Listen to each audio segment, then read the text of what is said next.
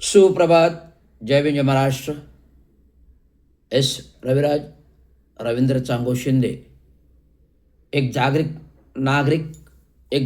नागरिक, एक eco friendly संस्थेचे सदस्य आणि प्रदेशाध्यक्ष, महाराष्ट्र ऑल इंडिया कामगार सेना युनियन, महाराष्ट्र म्युनिसिपल कर्मचारी युनियन, अभियंता असोसिएशन युनियन, स्टेम प्राधिकरण युनियन, महाराष्ट्र राज्य एस.टी. महामंडळ युनियन, महाराष्ट्र राज्य पोलीस कर्मचारी अधिकारी युनियन, संपूर्ण संघटनात्मक वतीने संपूर्ण महाराष्ट्र राज्याच्या जिल्ह्यामध्ये एक जनजागृती म्हणून हे सर्व प्रश्न मी महाराष्ट्र जनतेसमोर, मी भारत सरकारसमोर घेऊन येत आहे. मी एक जनसामान्य नागरिक, या शहरात जगलो, या शहरात वाढलो.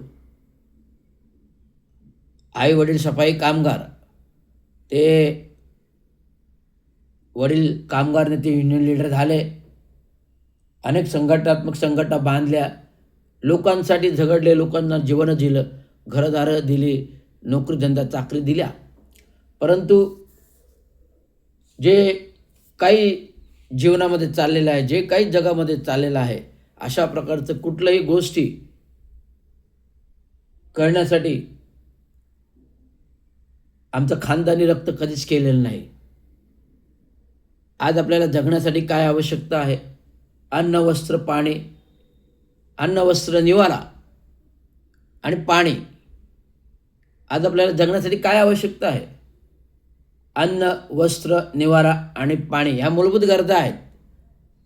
ह्या मूलभूत गरजा व्यतिरिक्त इतर गरजांची आवश्यकता नाही, जे आता संपूर्ण मेट्रोपॉलिटन सिटीमध्ये, मुंबई असो, ठाणे असो, कल्याण, डोंबिवली, उल्हासनगर, अंबरनाथ असो, तर वसई, विरार, पालघर असो, की इतर जिल्हे,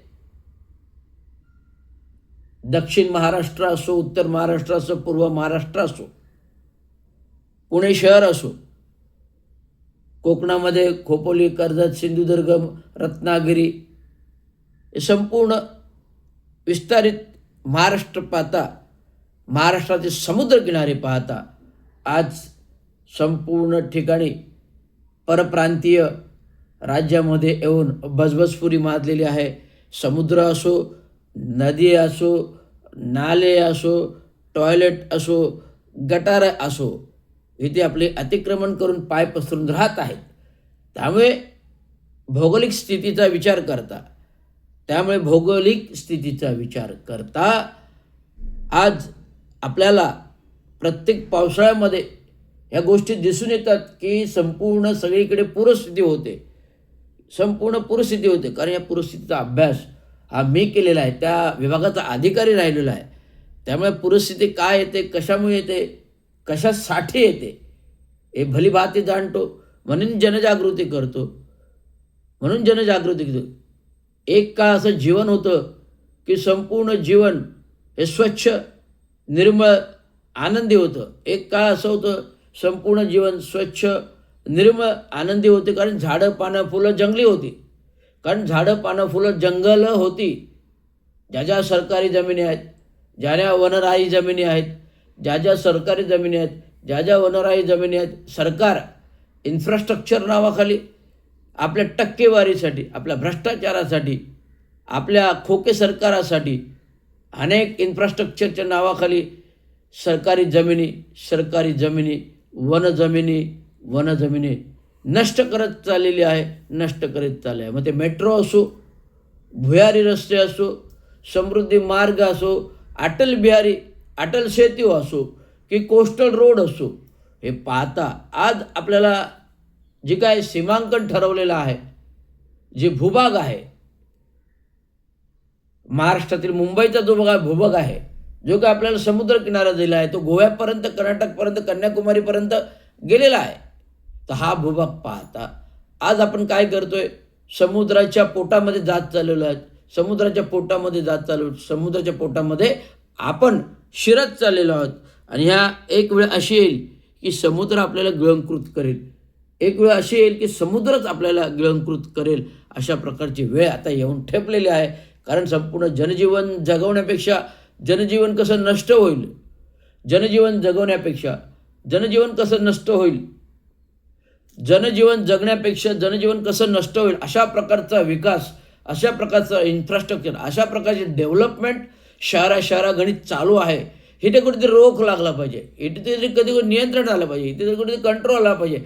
म्हणून जनतेने जनजागृती करणं आवश्यक. केवळ टी व्ही मीडियावरती येऊन मुलाखती देणं, केवळ टी व्ही मीडियावरती येऊन मुलाखती देणं हे जनजागृती नाही, तर जनस्थाने एकत्र यायला पाहिजे. जनजागृतीसाठी जनतेने रस्त्यावर यायला पाहिजे. आज आपल्याला असं वाटण्याची महत्त्वाचं कारण आहे. आज ट्रॅफिकचा प्रश्न आहे, आज ट्रॅफिकचा प्रश्न आहे, आज पाण्याचा प्रश्न आहे, आज जगात जगण्याचा प्रश्न आहे. संपूर्ण झाडे जंगले तोडत आहेत, संपूर्ण झाडे जंगले तोडत आहेत, संपूर्ण झाडे जंगले तोडतात आणि केवळ आपल्या टक्केवारीसाठी विकास प्रस्ताव, केवळ आपल्या टक्केवारीसाठी विकास प्रस्ताव, केवळ आपल्या टक्केवारीसाठी विकास प्रस्ताव बनवतात. हीच जनजागृती रविराज रवींद्र शिंदे आपल्या समोर घेऊन येत आहे.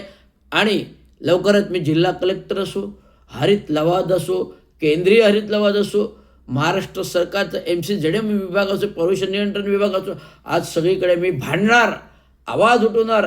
केंद्रापर्यंत असो, दिल्लीपर्यंत असो की विदेशापर्यंत असो, हा आवाज संपूर्णपर्यंत घेऊन रवींद्र शिंदे रविराज छत्रपती संभाजी महाराजांचा छावा आहे, छत्रपती संभाजी महाराजांचा छावा.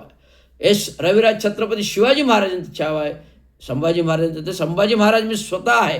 आधुनिक भारतातला संभाजी महाराज आहे, आधुनिक भारतातला संभाजी महाराज आहे, आधुनिक भारतातला संभाजी महाराज मी आहे. कारण माझी जन्मतारीख 14 मे 1965 आहे.